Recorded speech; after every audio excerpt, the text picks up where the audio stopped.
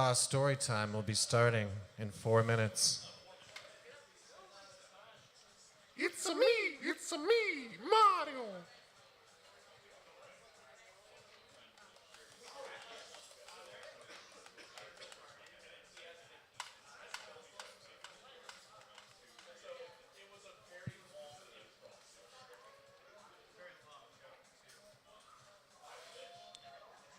Austin Chronicle called it the greatest thing to ever happen to Austin, Texas. The greatest show on earth. It's a me,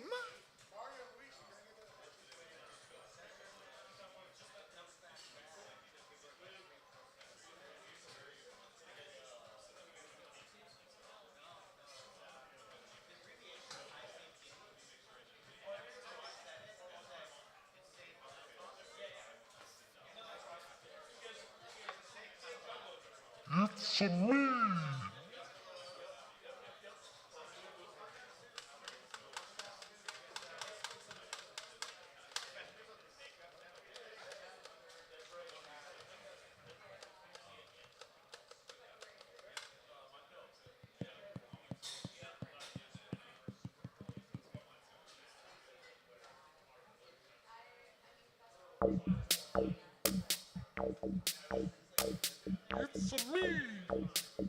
It's a me. It's a me. It's a me. It's.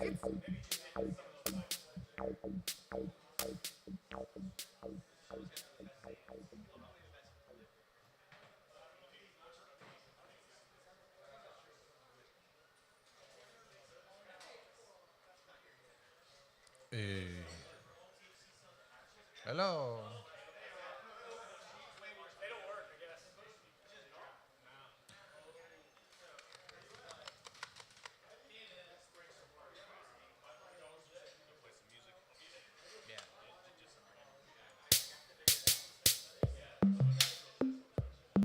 It's a me. It's a me, Mario.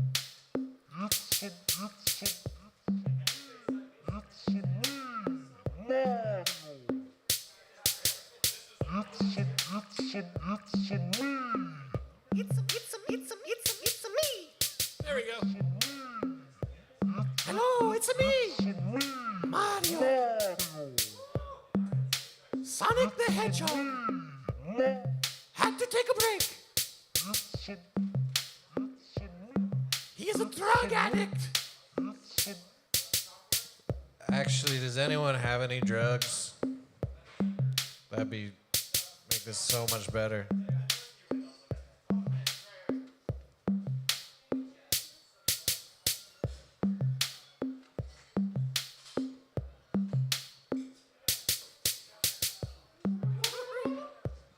All right, it's me, Mario. Welcome to Ha Ha Storytime. This right here is my beloved brother. I love him so much. His name is Luigi. Ah! Whatever. We're going to have a happy show tonight. As you know, Sonic the Hedgehog is taking a break. The manager of radio said, Sonic, get clean. We need someone more wholesome to host the show. So they asked me, Mario.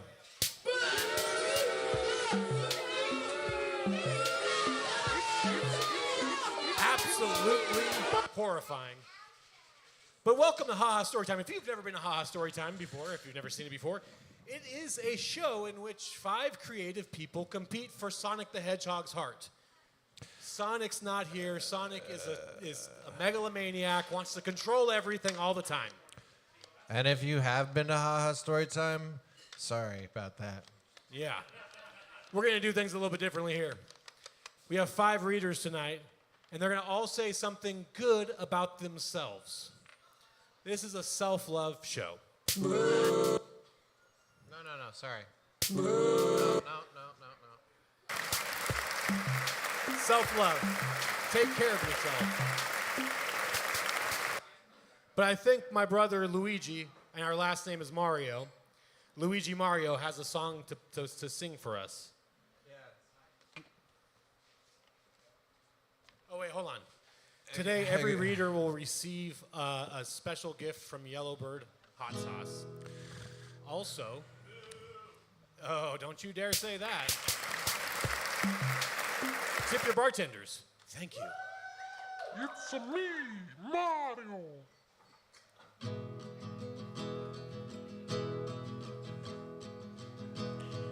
Mario,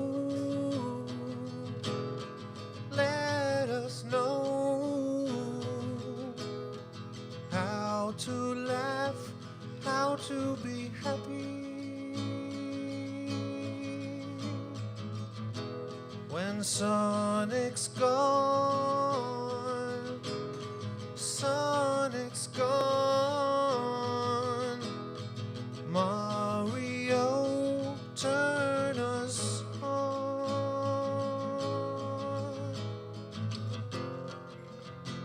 Luigi, is that me?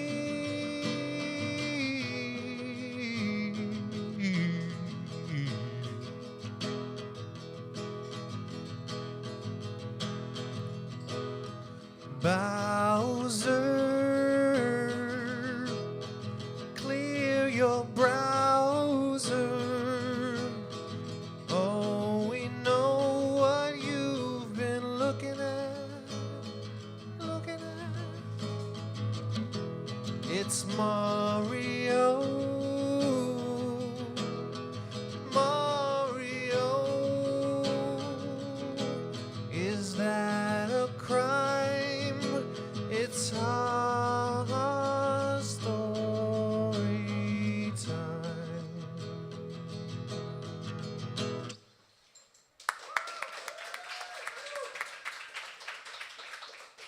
It's a me, The very first reader we have is a young boy with a full beard. His name is Ryan C. Bradley.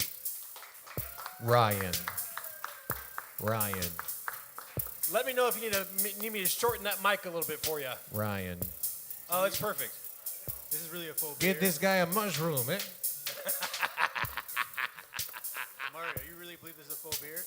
Hold on. Can we hear this guy here? Is this mic on? Test. Yeah, it's on, dude. We getting it? Calm down. I can't hear it. Oh, Turn it up. So this is a full beard? it looks like it doesn't connect that well. Miguel has some tips on that. So, Ryan, tell us a little bit about first, say something good about yourself, Ryan. I wrote these books. Please buy some. Say something better. I did a good job writing these books. You did a good. You what? I did a good job writing these books. Okay. You did a good job of reading those books? Writing those books. Good. So what books did you write? Say Uncle is my newest book. It's the story of a 15-year-old boy who's trying to have the best summer of his life. He goes into his bedroom, but his uncle has taken over after a divorce and finds his favorite nudie magazine is hidden next to his uncle's black magic book. Ooh. That's crazy. Okay, Thank you. Ryan. Say something good about Miguel. Beautiful beard. Tips totally connected. Perfect. Oh, no. Okay, Ryan. You can go ahead and start. So Go ahead. Normally I do like a weird voice, do like a weird outside art piece. Today I'm going to tell you all a true story, something that happened when I was like 11 or 12 years old. So you're going to make a like 6 months ago joke? Give it 8 months. You mean 6 months ago? Thank you. So I grew up very Catholic, and I did not know how sex or anything worked. I was like 12 years old. I could not figure out how to masturbate. But what I did figure out was I could press up against things if I had an erection, and that felt good. And then one night I came down. Still does. Still does. Came down.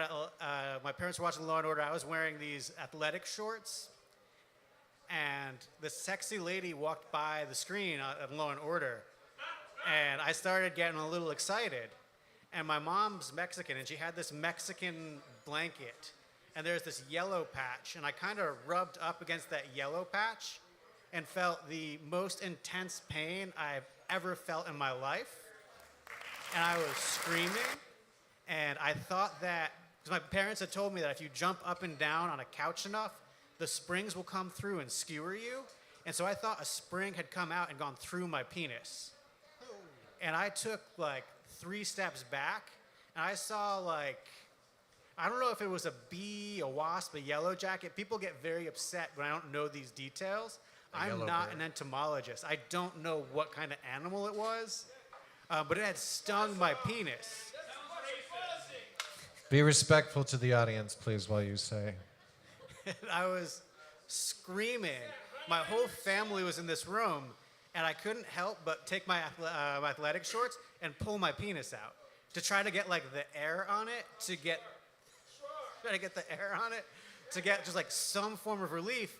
And I looked around, and my 9-year-old sister was there, and I pulled those pants right the fuck back up. And I got stuck in this loop of screaming in pain, pulling my penis out, and then putting my penis away because my whole family was in the room. And I tried to explain. I could barely talk. And my mom was like, "What happened?" I was like, "A bee stung my penis." It wasn't a bee. And so my mom was like, "Ryan, go upstairs, make a baking soda paste, and put it on there." And I went up there, and I put it on, and it felt pretty good. And the pain went away for a second. Wait, who's this? Bullshit. This is bullshit. I was there. This is bullshit. I was there. Who's this? Look.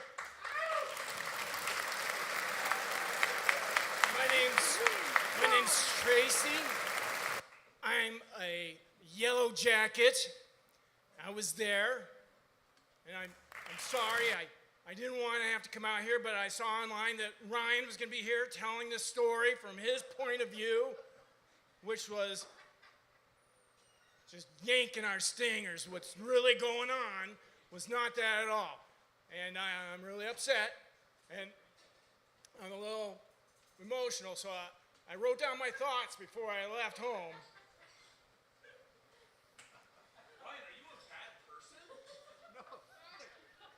It's come to my attention that Ryan C. Bradley has been relaying a particular incident that happened between us many years ago. I thought that I had put this all behind me. But when I was listening to a recent episode of this podcast called This Is Horror, I was, to my shock and disgust, Ryan was on there telling the entire world about what happened between us. He bragged about it. He said a bee stung his penis. A bee! Well, then later he claimed he didn't even know what kind of bug it was. He called me a bug. I've been a yellow jacket for my whole life, and I've never misrepresented myself nor passed on any opportunity to introduce myself as being a yellow jacket. It is something I'm very proud of. Not a bee. The fact that Ryan is still talking about this all these years later, and he doesn't even recall what species I am. Well, it's hurtful. It stings. I specifically told him when we met that I was a yellow jacket. He repeatedly kept calling me a hornet. Even made little jokes and said, "I'm horny for hornet." It was a long time ago. We were both young then. I was naive and lonely, and Ryan was working on a whole different level, depraved. I had no idea what I was getting myself into. I mean, I should have seen the signs, but I was so inexperienced. Any amount of attention meant the world to me. And when he brought me back to his room, the first time we were alone together, I saw the fly swatters hanging on the wall. I saw the can of Raid on top of his dresser, but I ignored them. God, how fucking stupid. I should have buzzed off immediately. What a larva. At first, there was some gentle playfulness. He'd have me fly around his head while he gently swatted me away, and then I'd zoom into his ears. He called our special game Getting Buzzed. You could see the goosebumps pop up on his skin. All the hair stood up. I admit that I loved those early interactions, but it soon wouldn't be enough. Not for someone like Ryan C. Bradley. I'll never forget the moment he first showed me his stinger. It was terrifying, but it was also so dang exciting too. At first, the sting play was gentle, timid, but it quickly grew to more riskier moves that came right to the borderline of actual penetration. I was very uncomfortable, but Ryan assured me that this was nothing abnormal at all about our games, and that there were plenty of healthy relationships or even more extreme insect-human couplings. I'll never forget the look in his eyes when he gently picked me up and then shoved me into his front jeans pocket. There was madness in those eyes, but I was helplessly in love. So like a fool, I played along. The sick fuck. He kept me in there for hours. He walked, and I had no idea where we were going. And I could tell that he'd left the room. He watched TV. The whole time I was trapped close to his skin, and I was forced to listen to inane episodes of Law and Order. The more I struggled to get free, the more it seemed to excite him, and the tighter the front of his pants got. I seriously thought about stinging him and getting the fuck out of there, but I couldn't. You don't know what it's like being trapped in your heart as well as a front pocket. Everything was closing in on me. This lasted for weeks. I never even got used to it, and I could tell that Ryan was starting to get bored. A couple of times, I swear to God, he tried to provoke me into stinging him. He'd smush me against his leg, or worse yet, rub me against his own stinger. Even though through the cloth of his pocket, I could feel the difference.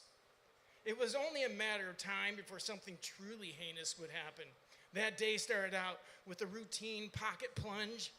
But instead of hanging out and watching Law and Order, Ryan went outside and got onto his bicycle. Talk about dangerous friction. About 10 minutes later, he came to a stop. I was thankful that my antennae were still attached to my head. He pulled me out of his pocket, and the sudden disorientation of finding myself in the open air and standing in the middle of his sweaty palm, I never noticed the wasp nest on the side of the dumpster right in front of us. We were out behind the local 7-Eleven. Ryan's bike was just laying in the pavement.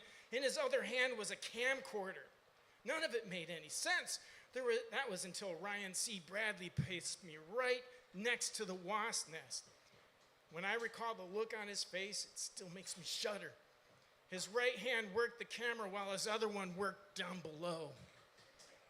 The wasp gang sting me out there behind the 7-Eleven, and I barely got out there with my own stinger intact. My greatest shame, my greatest betrayal, Ryan C. Bradley.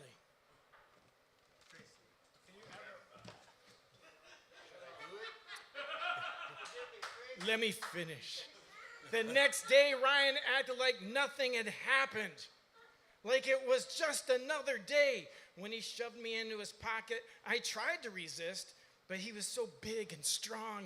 Soon I could hear that baseline stab of Law and Order intro. Some woman saying on the show, and Ryan's pants got tight quickly to the point that I couldn't even breathe. I tried to crawl out, but he just ground me even harder against some furniture. I snapped. Who wouldn't? I felt like life or death to me. I stung him through his jeans. I stung him for all I was worth. It worked. The next thing I knew, I was free, and I buzzed off the fuck out of there. I gave one glance over my shoulder as I made a beeline for the open window, and Ryan was there, his pants down to his ankles, and he was jumping around, flapping his stinger at this very shocked and appalled family. All these years later, I still suffer from claustrophobia. My stinger barely functions, and the only job I can hold down is a contract drywall installer. Remember my story the next time Ryan C. Bradley tells you about the time some kind of bee stung his dick. He deserved it. Buzz off. Luigi, calm down, calm down. He's just pissing me off, you know, this thing with the B. What's your last word, eh? Okay, you get to live this time. Yeah. Okay. Luigi.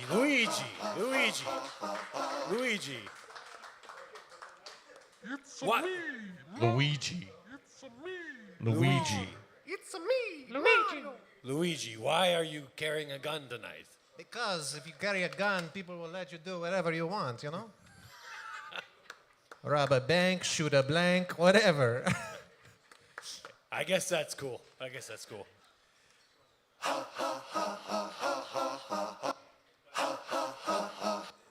Hey, Tracy, was it your name? And your yellow jacket. You want to say something nice about yourself? Get back on the mic and say something nice about yourself. I've been going to therapy, and I've been dealing with my issues of claustrophobia and intimacy. And I try to approach every day with gratitude, and I have a dartboard with Ryan C. Bradley on it, and I get bullseyes all the time, and I'm proud. Thank you for your courage. Courage. Next up, Therapy. J.M. Stryker. It's a me, Mario. It's a me, Mario. Hi.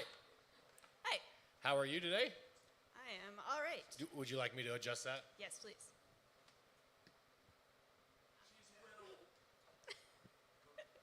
Will you say something nice about yourself? Ooh.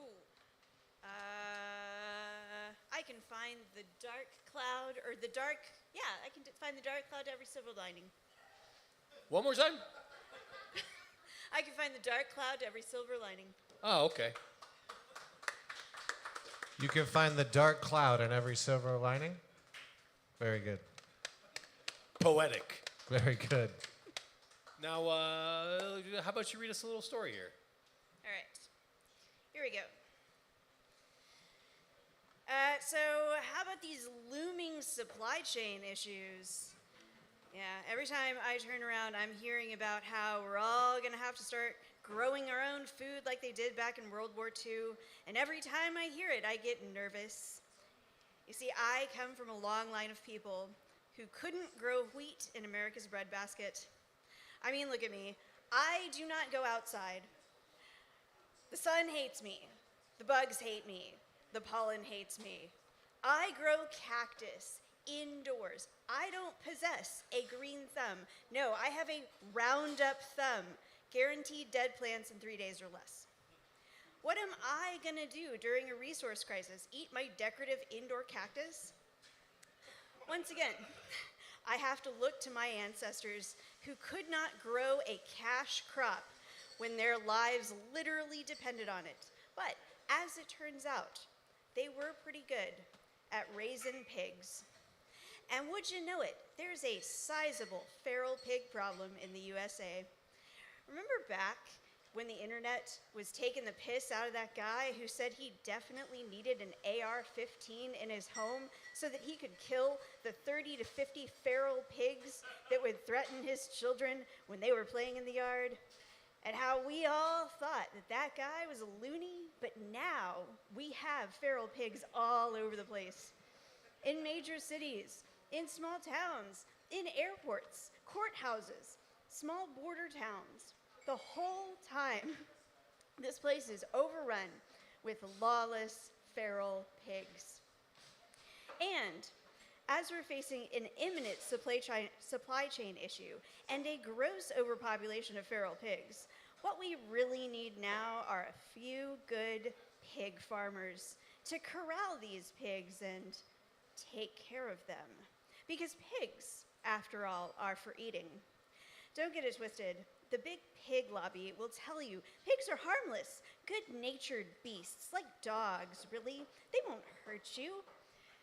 The propaganda created by media and advertisers would have you believe they're cute and friendly, like Babe or Peppa Pig or Porky Pig, not to mention the mascots and jingles and songs, all designed to make you think twice about supporting any concerted effort to get pigs off our streets. Designed to make you forget our age-old historical conflict with feral pigs. There was once a time when pigs were held accountable for their actions, when you could take a pig to court for killing your fellow man. That's right. If a rampaging herd of malevolent swine ate your family member in 1761, you could take those pigs to court. And if you won, the pigs would get butchered.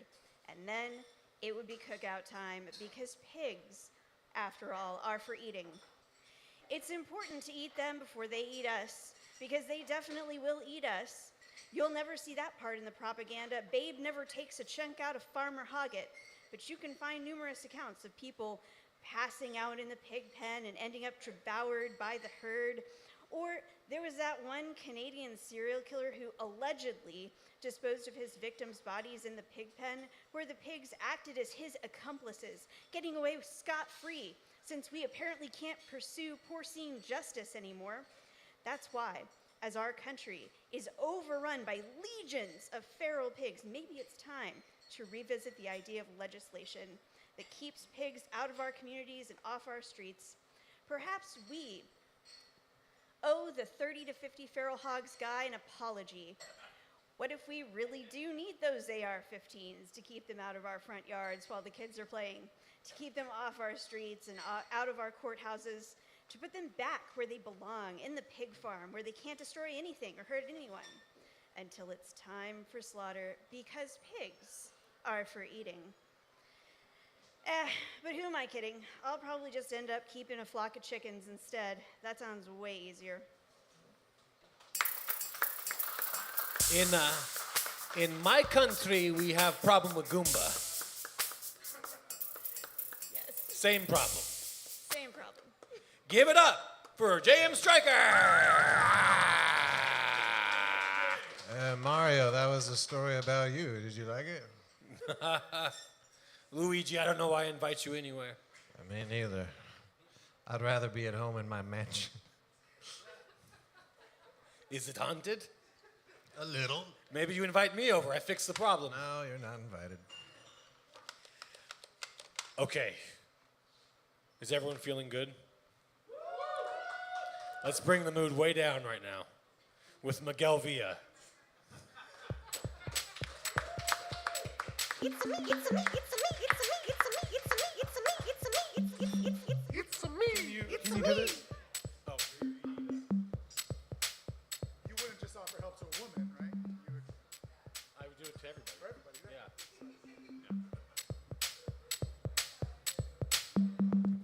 Yeah. I do it to everybody who doesn't know how to do this.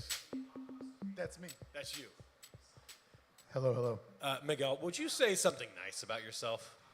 I, at the age of 40, was able to start connecting my beard, so. Yeah, What was that, like 20 years ago? that was 3 years ago. Oh, okay. Thanks. You got it. So there's hope, Ryan. You know, me and Sonic, we talk a little bit.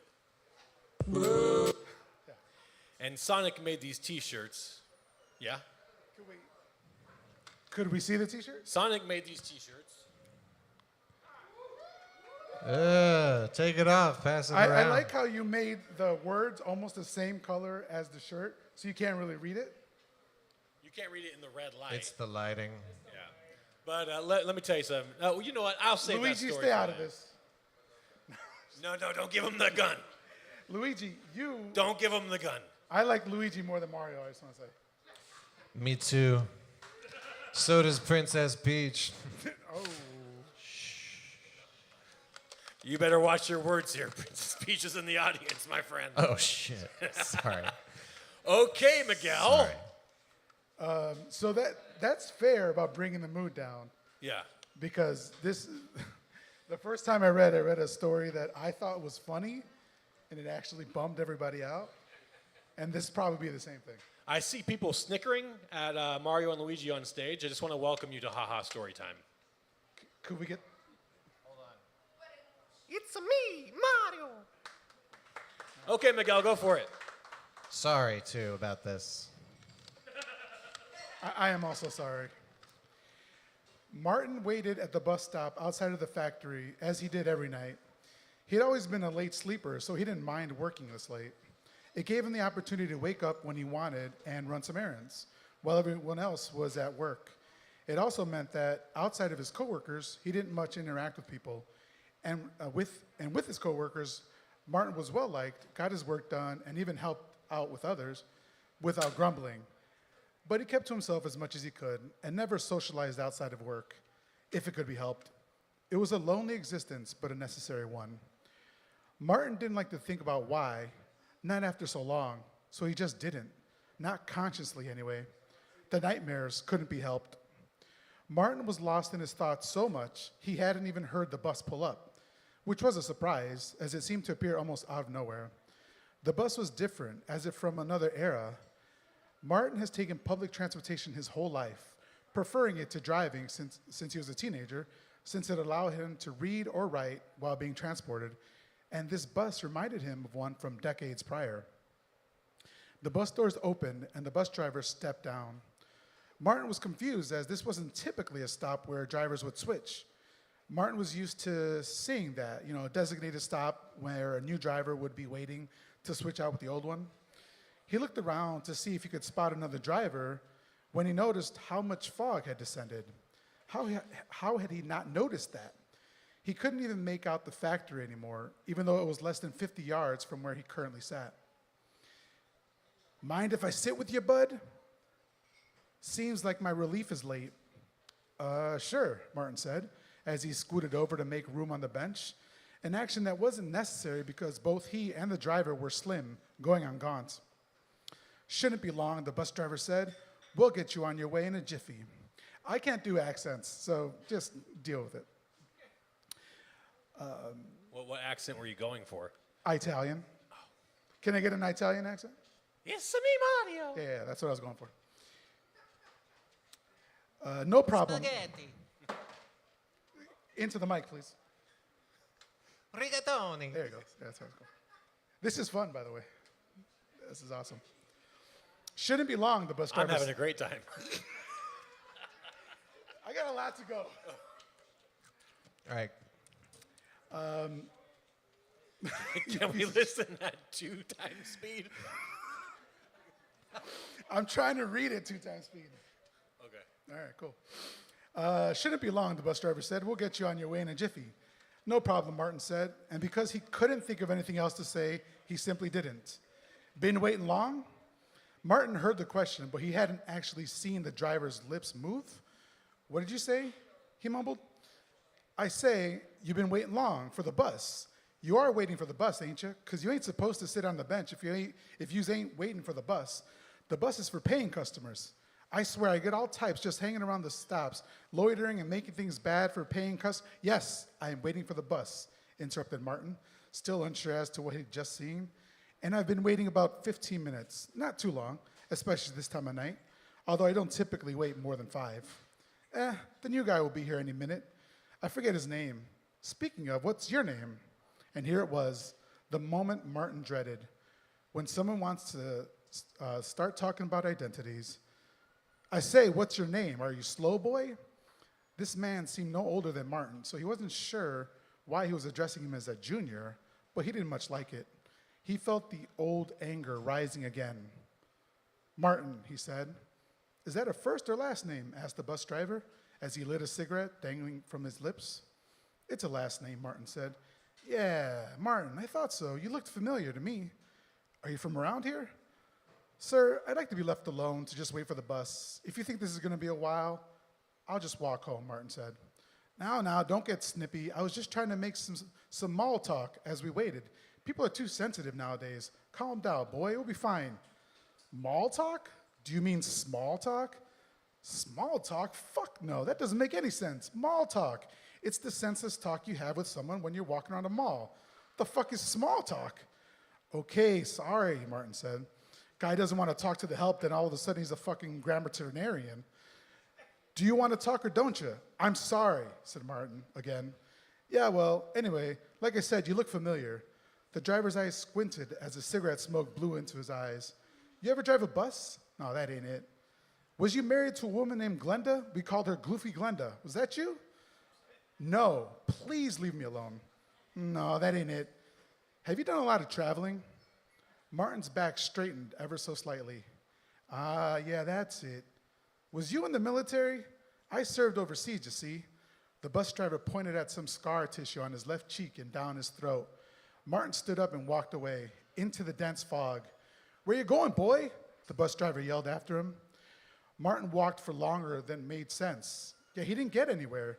He glanced at his watch and it said 3:04 a.m., but when he glanced back at it minutes later, it read the same. Martin was astonished when he looked behind him and saw the bus stop was no more than 50 feet away. How is this possible? He even saw the bus driver waving at him, cigarette still hanging from his lips. Martin blinked and he was sitting on the bench again. So, now you can answer my question, the bus driver said. Any semblance of friendliness gone from his demeanor? Was you in the military?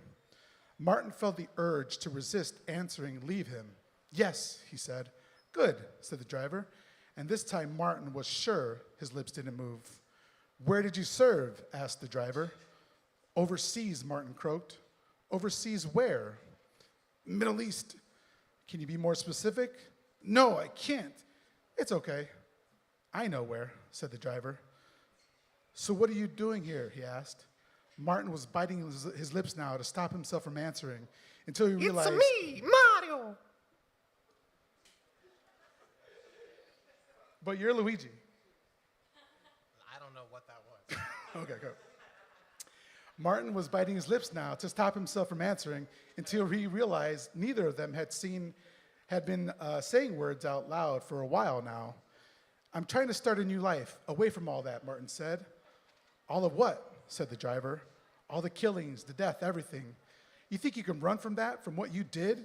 The driver's eyes turned black and he gave off a smell of sulfur. Is this about the woman? The women? And the children? All those poor innocent children? We were just doing our jobs. I know, son, and I'm just doing mine. At that, the bus door swung open and Martin was able to hear the agonizing cries of hundreds, perhaps thousands of souls, and his nostrils were assaulted with the smell of decay. Let's go, Mark. That is your first name, right? Mark, it's your time. But we were just following orders. No, there's no time for that. That time has passed. It's too late, Martin. Can't you see? It's too late for you. Now let's go, on the bus. Martin looked around. He seemed to be enveloped by darkness. Will it hurt, he asked, tears flowing down his face.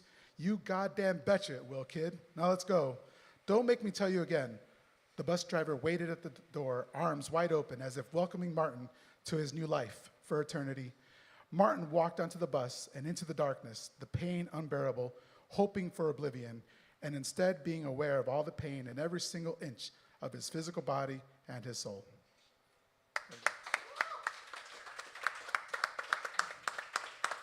Do you feel bad now? I feel nothing. Can we show the spenders? Yeah. Look at these spenders.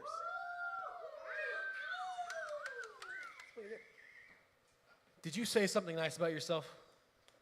Yeah, the beard thing, the beard connecting. Say another thing. Say another thing. I have lost 20 pounds in the last 2 months.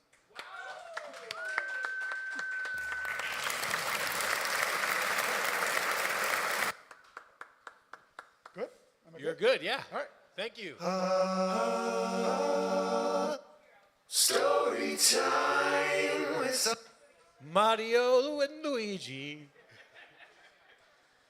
We have one final reader here.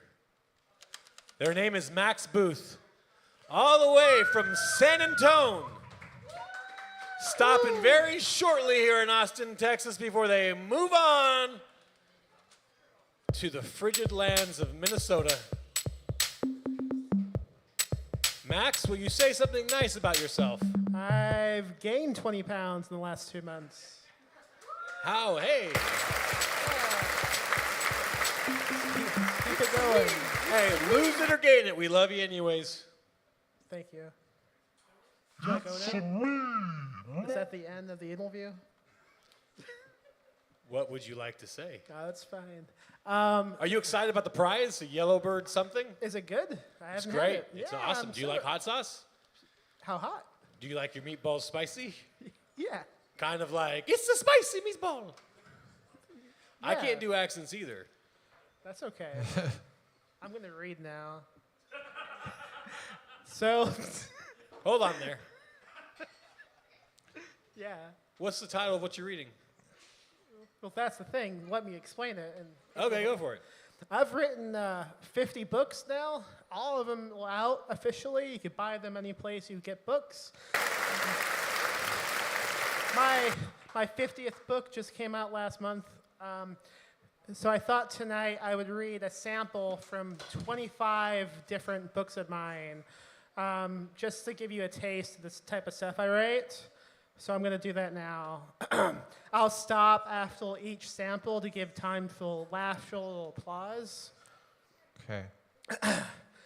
John tried to explain to H.L. that the only reason he had forced himself to ejaculate was to combat the paranoia of co-workers realizing he had pissed his pants. But by then, they had already called security. That's from John's Day Off, page 29.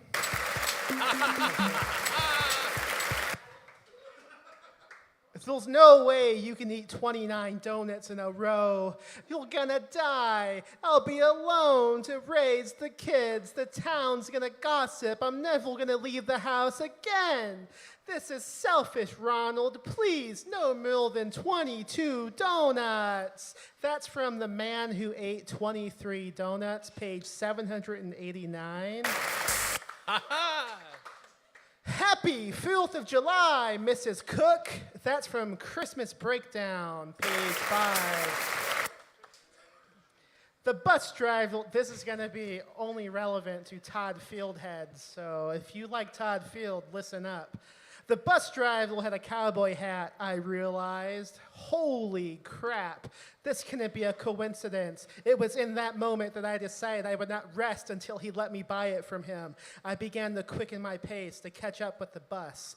That is from Milgrit, the novelization, page 9. I don't get it.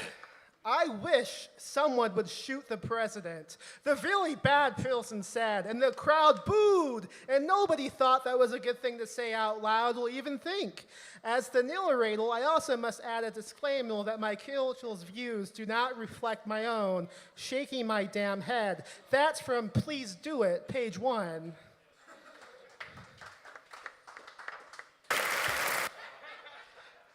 He couldn't fit inside the confessional booth. He tried from multiple angles. It was too small. He looked around. Everything was tiny. He was actively growing. The witch's spell had worked. He would never be absolved of his sins now. It wasn't right, goddammit. That's from The Giant Child Slayer, page 436.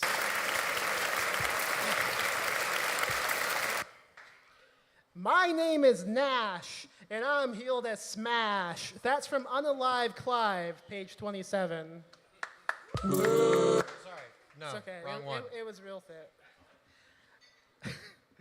I am going to divorce my wife and move to Minneapolis later this year, she whispered. Gossip, page 18.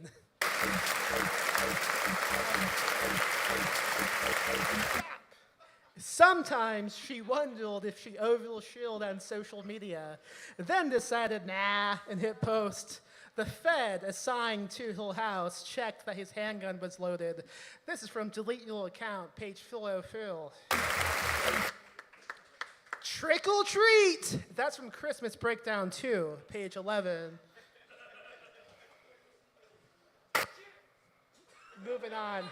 Before dumping his victims, he made sure to remove their toes and eat them, which prevented toe tags from keeping the corpses organized and thus lost in the system.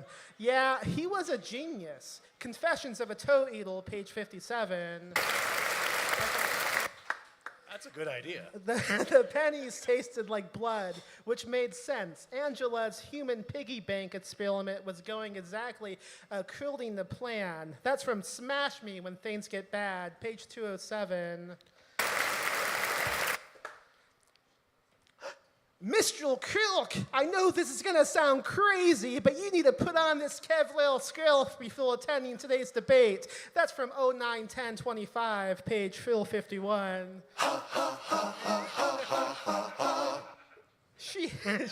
She had a pair of legs that reminded me of my mother, who also famously had legs. Come to think about it, so did my father. This caused much jealousy with my brother, who had survived the war at a great cost. I too had legs, so I guess she also reminded me of myself. That's from the Herald Dick, page 69. Please stop pinching me. I have on green. I said I have on green. That's from Christmas Breakdown 3, page 26. He loved the summer.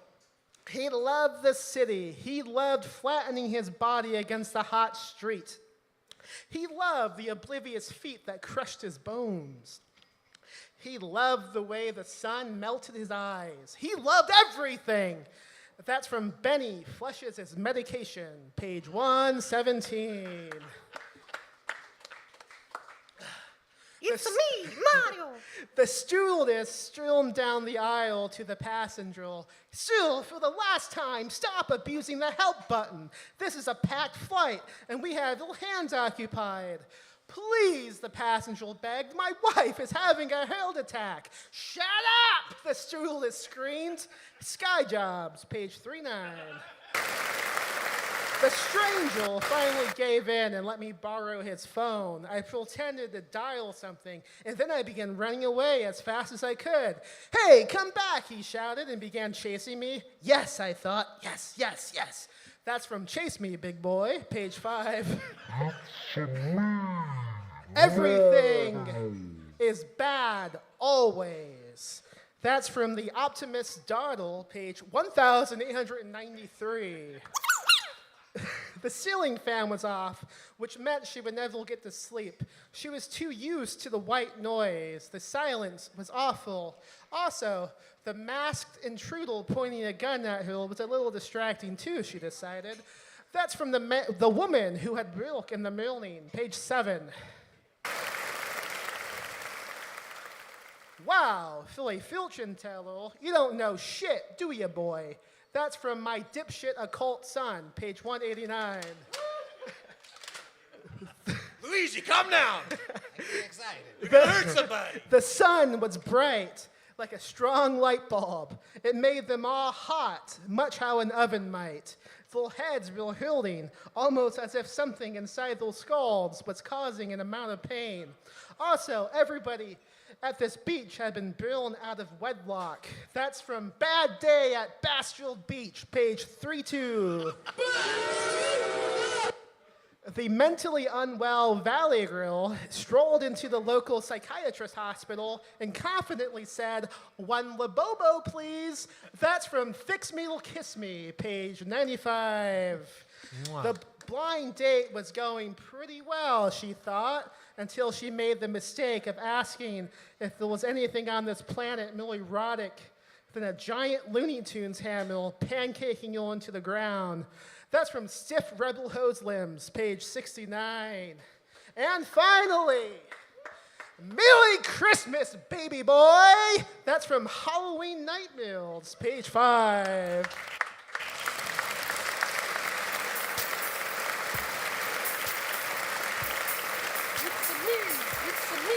There's a lot of people in this audience tonight. Better than Sonic ever That did, I tell crowd you is what. crazy, man. Did you hear that? Can you wave your gun and make them applaud one more time? Okay, I'll raise my gun and everyone applaud. Ready?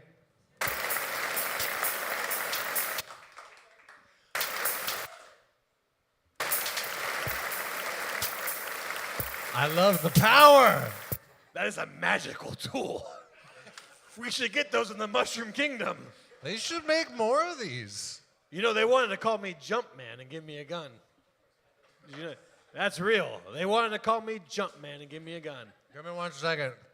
Hold on.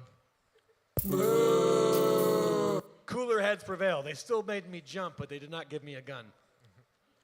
Okay. That's a true story. Oh, the performers, please come up to the stage. There goes our audience. Will the audience please come up to the stage?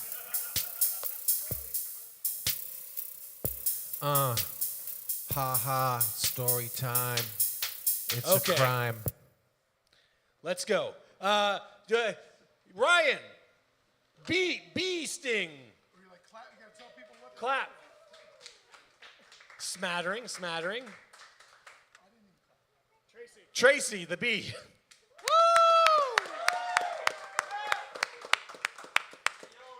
We chose sides. Oh, Tracy, the yellow jacket. I'm sorry.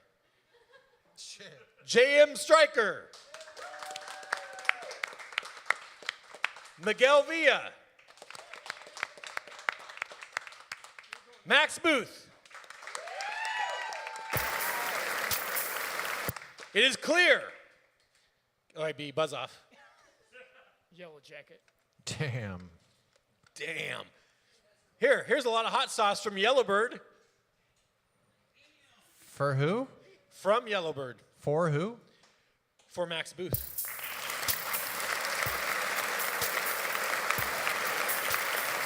Everyone in the audience, that glorious audience, the biggest I've ever seen in my life, please tip your bartenders. These three over here. Yeah, over there, please tip your bartenders. And if you perform, please dig through that box of Yellowbird stuff. Here we go. Take it. Just dig through it, like vultures. Sonic will be back next month unless he's still on a bender. Thank you for coming. Wait a minute. Princess Peach is here. Got a gun. And she has a gun. It's a me, it's a me, it's a me. Don't shoot. It's a me, it's a me.